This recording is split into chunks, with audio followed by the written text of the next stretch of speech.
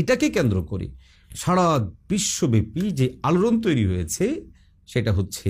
যে মুফতি সৈয়দ মোহাম্মদ ফয়জুল করিম তথা ইসলামী আন্দোলনের নায়েবে আমির, তিনি ভারতের গোয়েন্দা সংস্থা রয়ের দৃষ্টিভঙ্গি যা তিনি বলার চেষ্টা করলেন, অর্থাৎ মাওলানা রফিকুল ইসলাম আল মাদানী। আমি মনে করি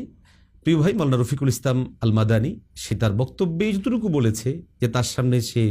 নাম লিখেছে, যদিও সে নামটাও পরিষ্কার করে বলেনি, তো নাম লিখেছে, এখন নাম লিখেছে তারা কেটে দিয়েছে। এই এতটুকু জিনিস থেকে একজন মানুষকে ঠিক কতটুকু অপরাধী সাব্যস্ত করা যায়, এটা ন্যূনতম যাদের বিবেক আছে আমি আপনাদের সামনে ছুড়ে দিলাম। মাওলানা রফিকুল ইসলাম আল মাদানী আগে গ্রেফতার হয়েছেন, তার ভাষ্য অনুযায়ী তার লিখে দেওয়া নামগুলো যদি ওই গোয়েন্দাদের কাছে এই পরিমাণ গ্রহণযোগ্য হয়, তাহলে কি মাওলানা রফিকুল ইসলাম আল মাদানী এখানে আটকে যাবেন না? যে তার দেয়া নামের কারণে, তার তথ্যগুলো দেওয়ার কারণেই এখানে ওই গোয়েন্দা সংস্থার আমাদের